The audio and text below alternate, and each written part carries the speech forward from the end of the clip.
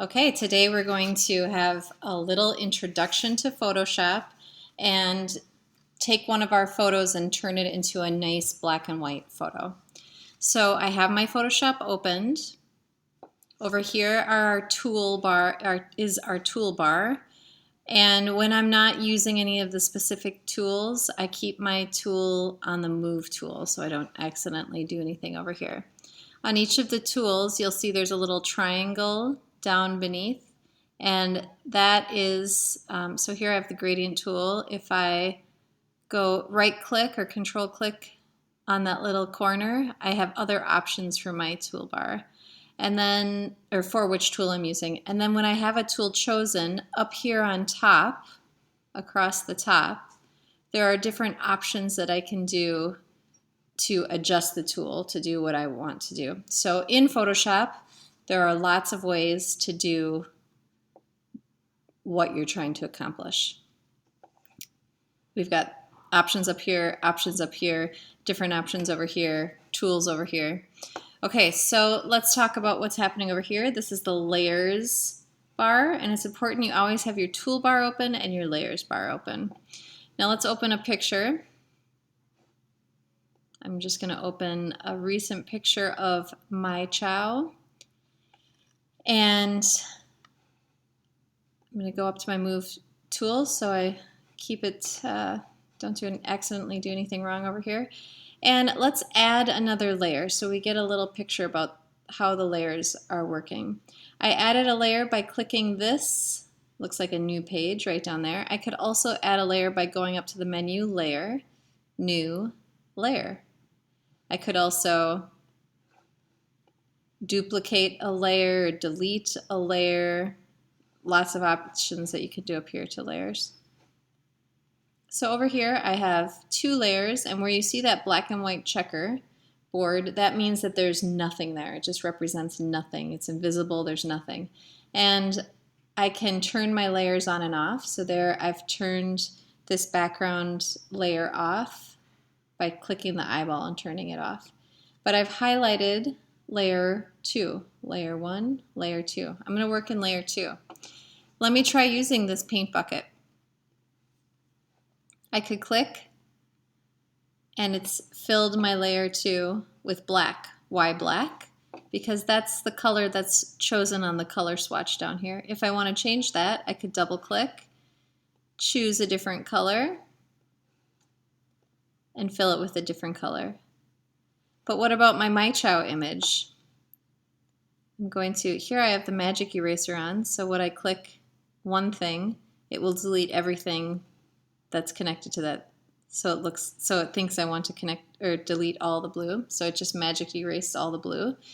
I could, if I go back, Control Z, I could go sub eraser here and choose my normal eraser.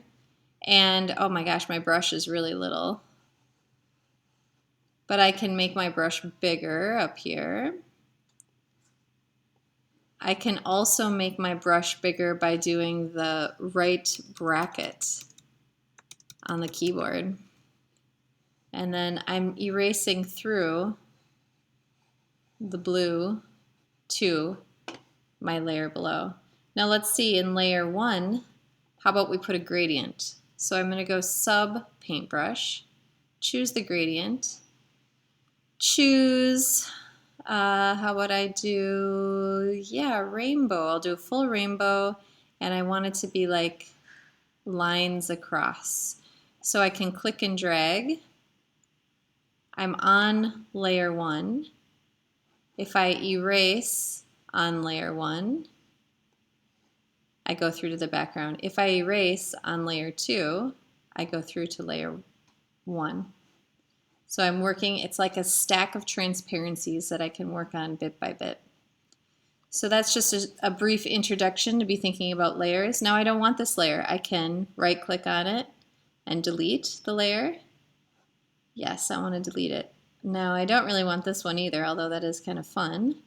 I could delete it another way by dragging it down here to this trash can, and it's deleted. Now I'm working with my background. I'm going to move to my Move tool so I don't accidentally delete any of that.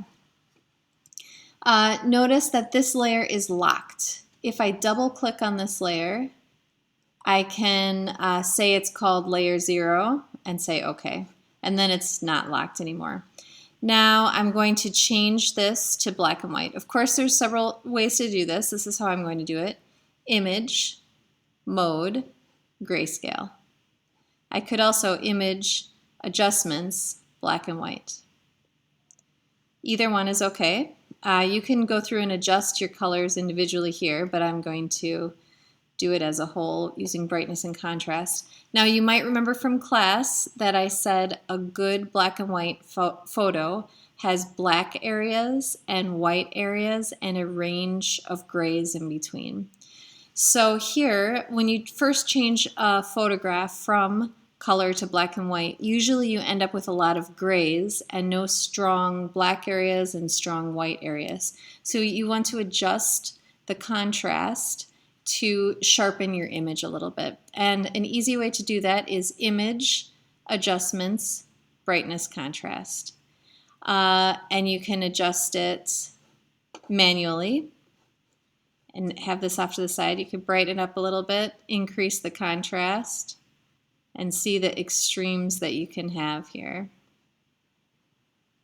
What looks good? I'm going to make it a little bit darker so I see more of the cloud area up here. And then I'm going to increase my contrast this way. Maybe a little bit brighter, but I do like that cloud texture. Look at that cloud texture. Here's an extreme, one way or the other. That's a little bit foreboding. Let's cancel. Another thing you can do is have Photoshop do it for you, what it thinks you want. So you could do image, auto contrast. And it just sharpens it up a little bit. I think I want a little bit more, so I'll go adjustments, brightness, contrast, and I'm going to increase the contrast a little bit more, maybe decrease the brightness a little bit.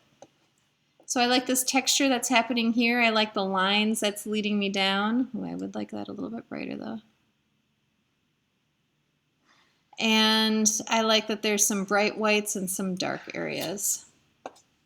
So there you go. That is turning a black and white, turning a color photo into a black and white photo.